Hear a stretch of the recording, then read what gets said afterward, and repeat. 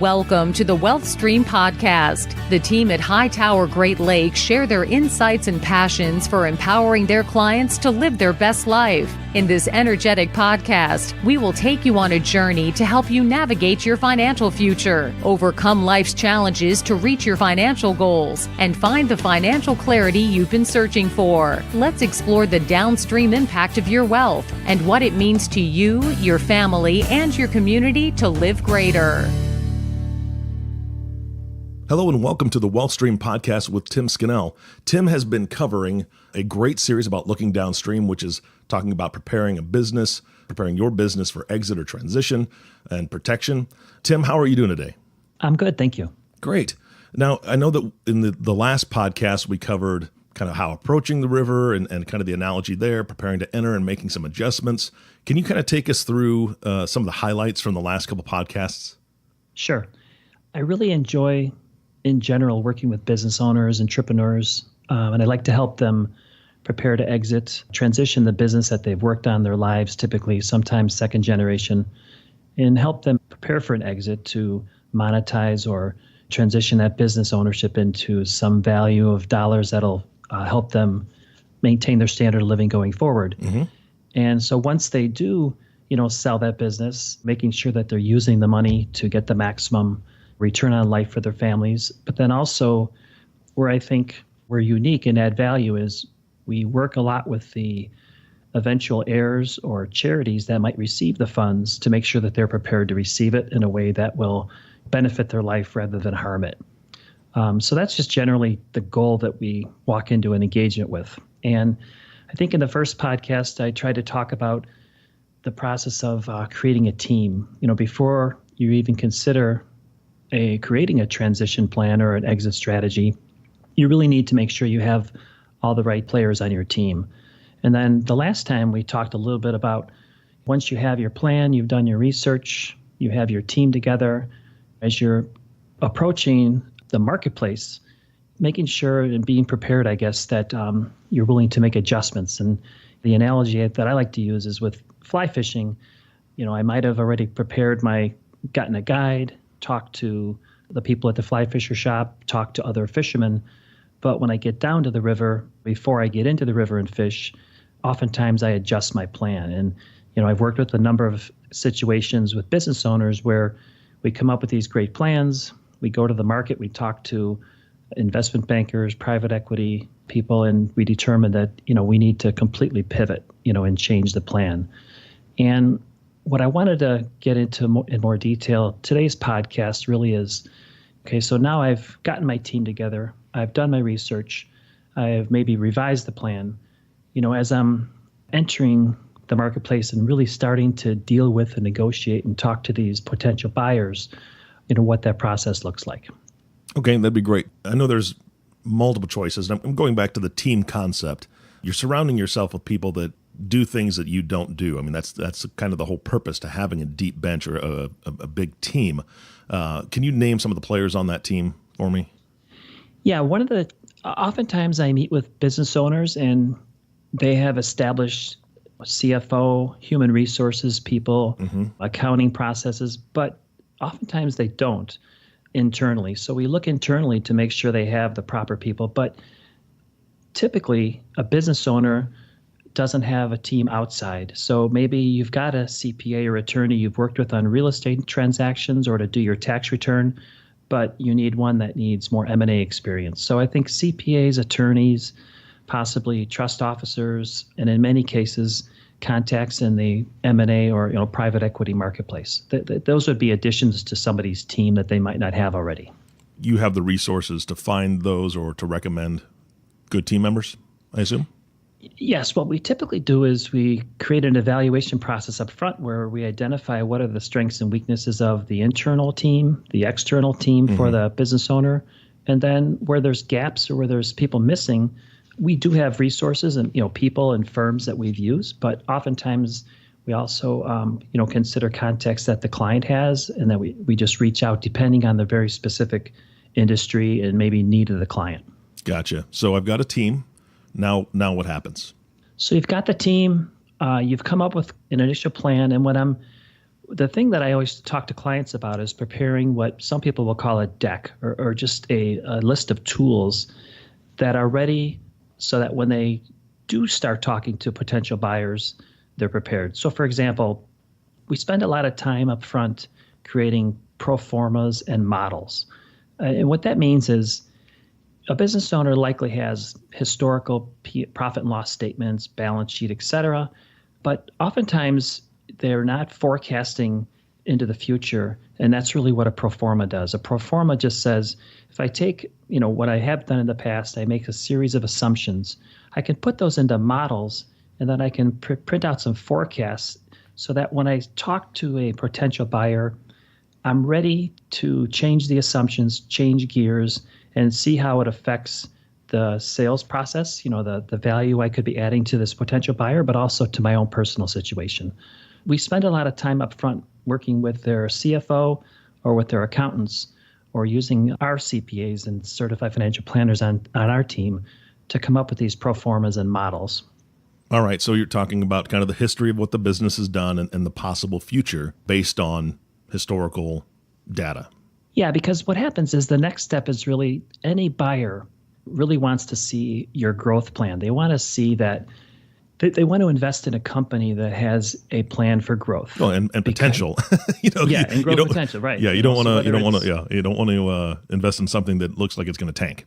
Exactly. So one of the things we help clients with is, and they typically don't track this, is go back historically and really go back and identify maybe new revenue you've generated from existing clients. Wow, or, yeah, definitely.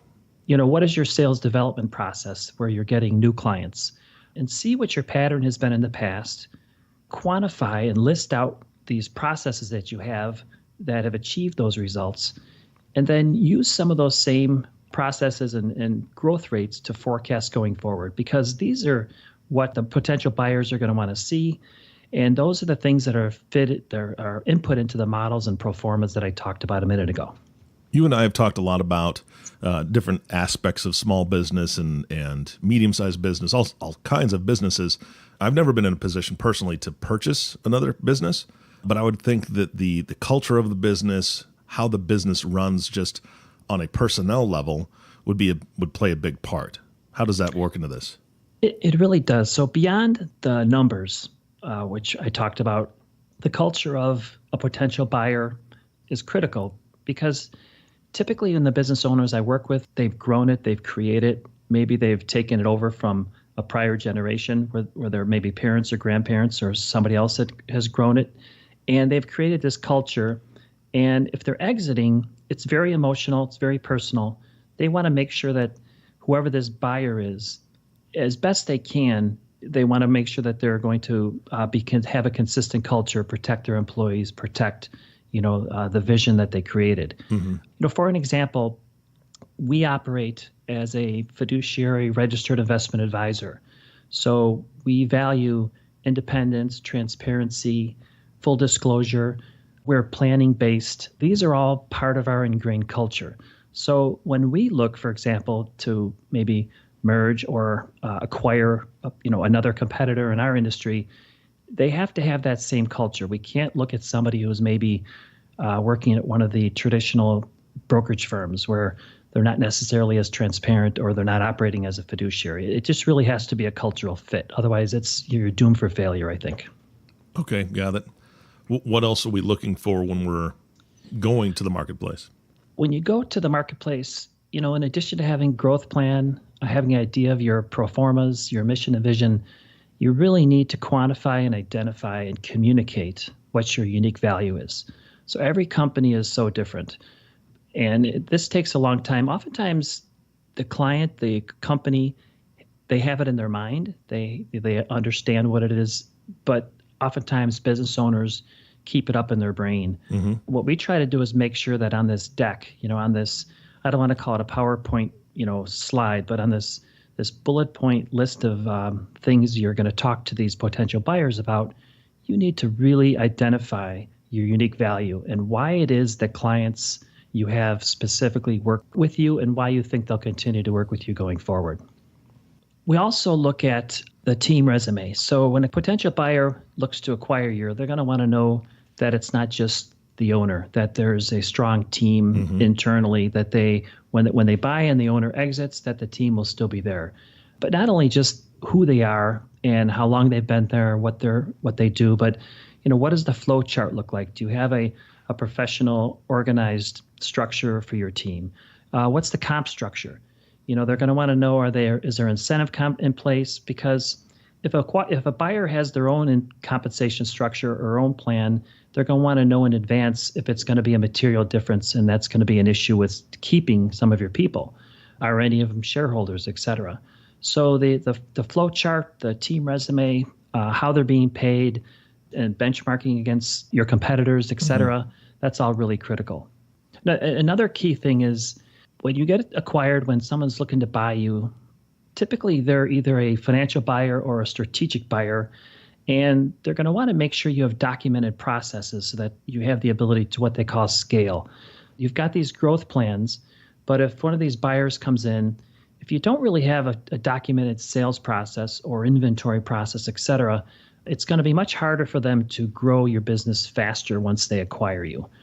Having the ability to identify documented processes that you have covering all different areas is really important part of this deck also. Well, that makes sense because you don't want to, they're looking to buy a working business. It's already functioning and already has its steps in place. If they wanted to build their own business, that's what they do, but they're trying to buy an existing business. So it makes perfect sense. Yeah, they just want to step right in and they want to grow it even faster than you've been able to maybe. They also want to know how well you thought out who your competition is. Have you tried to create some sort of moat or protection from that competition? All these categories or all these criteria in this deck are going to be tweaked and be a little different depending on a really important thing that business owners have to decide, which is what are your specific as the seller? What are your alternative structures, or how do you want to sell this? For example, there are what they call financial buyers. So a financial buyer might be a private equity firm, a venture capital firm, hedge fund. Sometimes now in the marketplace, these family investment offices, and they're looking to make an investment. They're looking to make a single standalone, typically investment, and they're looking for what the rate of return is they can get. Now, they may have other similar businesses, but typically they're looking more for a long-term rate of return.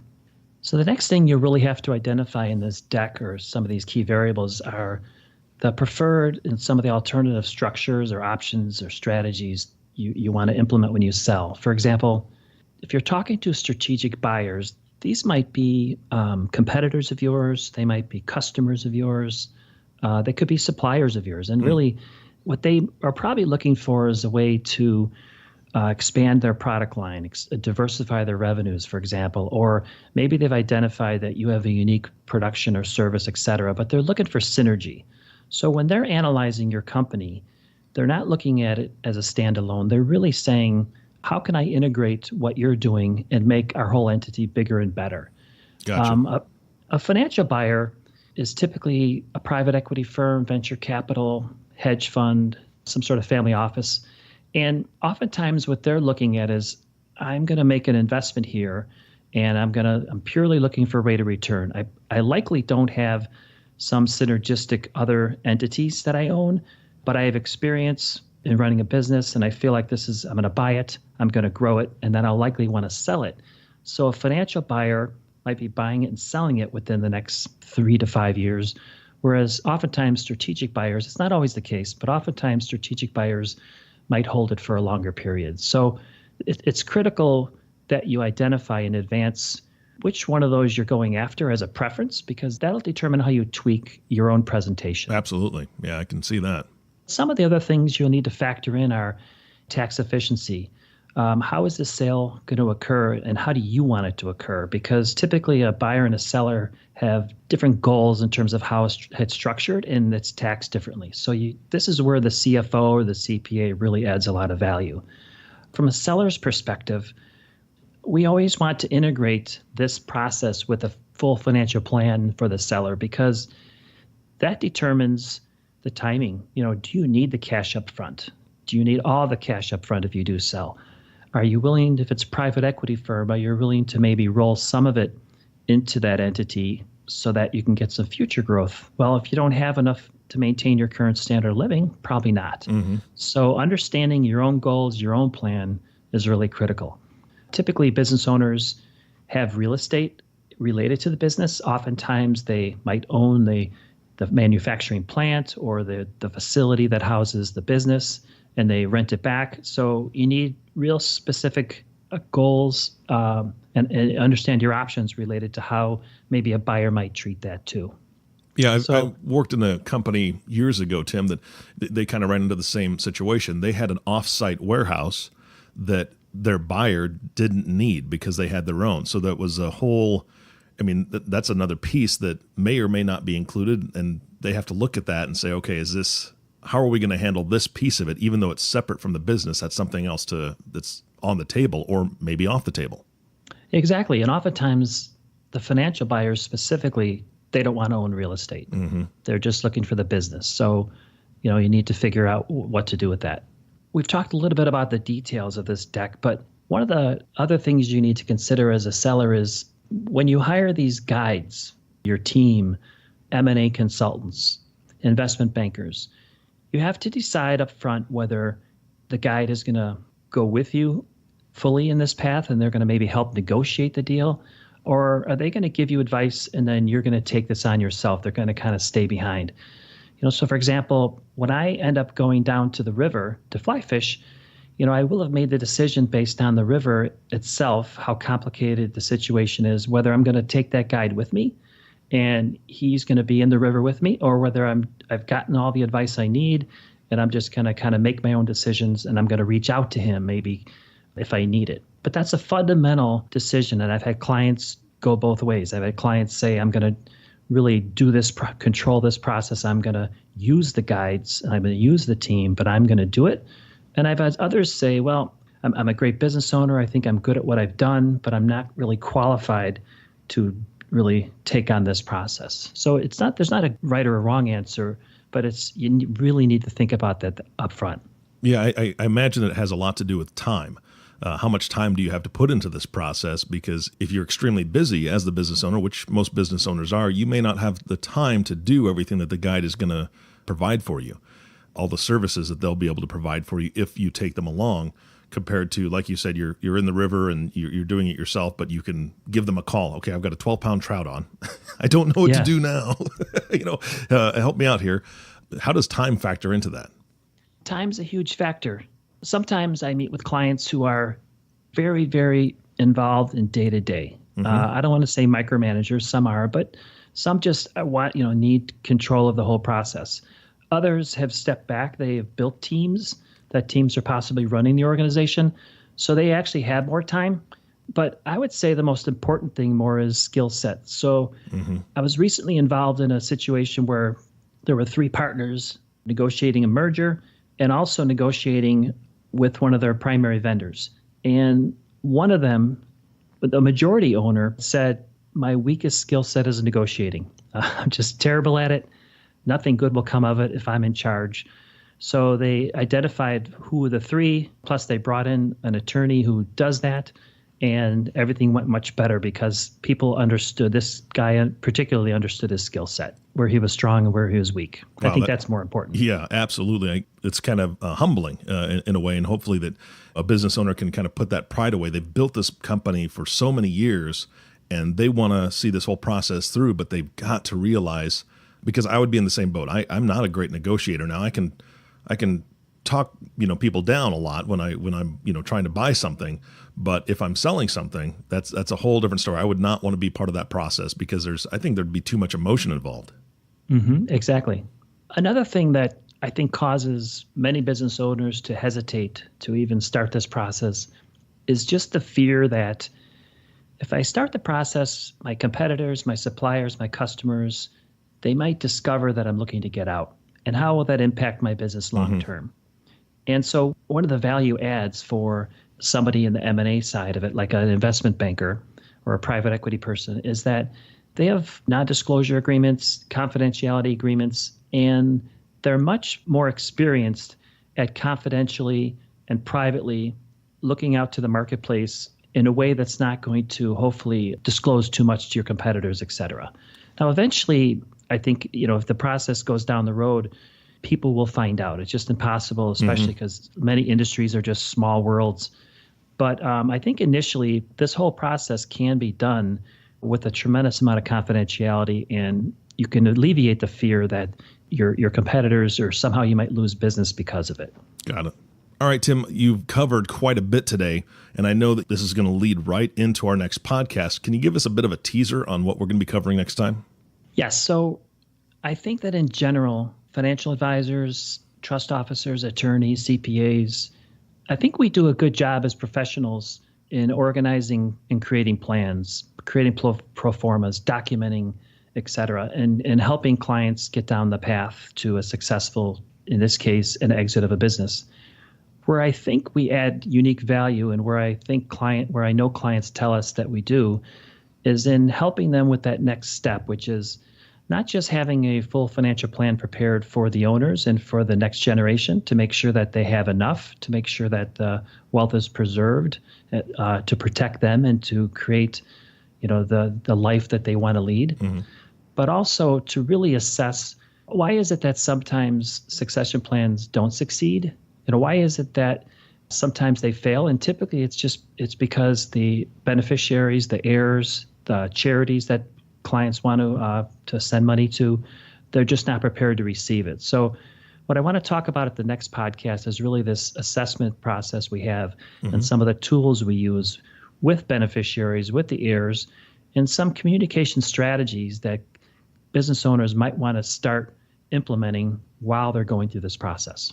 That sounds like it would be a tremendous kind of a peace of mind component to this for the exiting business owner. Yes. Clients tell us that this is where we really add the most value. Got it. All right. Any other closing thoughts today? I would just say that when we work for clients, we work as their trusted fiduciary advisor. And if you are a business owner, it's truly never too early to start planning your exit. And you can reach out to us on our website. You can our contact information is on the website. And you can also access a lot of tools and resources there that might give you some help. Fantastic. And I would encourage anybody who just has a question about this process to reach out. It's a free phone call, so please do it. Thank you so much for listening to today's podcast with Tim Scannell. The Wealthstream podcast is coming to you every couple weeks, so please, if you have not subscribed to the podcast yet, click the subscribe now button below. This way, when Tim comes out with a new podcast, it'll show up directly on your listening device. It also makes it much, much easier to share this podcast with your friends and family, and I'm thinking that most of you probably know somebody that could use this advice. Thank you again for listening today. For everyone at the Wealthstream podcast, this is Eric Johnson reminding you to live your best day every day. We'll see you next time. Thank you for listening to the Wealthstream podcast. We hope you gained some valuable insight that you can apply to your life and share with others. Please don't forget to subscribe below to be notified when new episodes become available. And don't forget to live greater. The information covered and posted represents the views and opinions of the guest and does not necessarily represent the views or opinions of Hightower Great Lakes. The content has been made available for informational and educational purposes only. The content is not intended to be a substitute for professional investing advice. Always seek the advice of your financial advisor or other qualified financial service provider with any questions you may have regarding your investment planning. Hightower Great Lakes is a group of investment professionals registered with Hightower Securities, LLC, member FINRA and SIPC, and with Hightower Advisors, LLC, a registered investment advisor with the SEC. Securities are offered through Hightower Securities, LLC. Advisory services are offered through Hightower Advisors, LLC.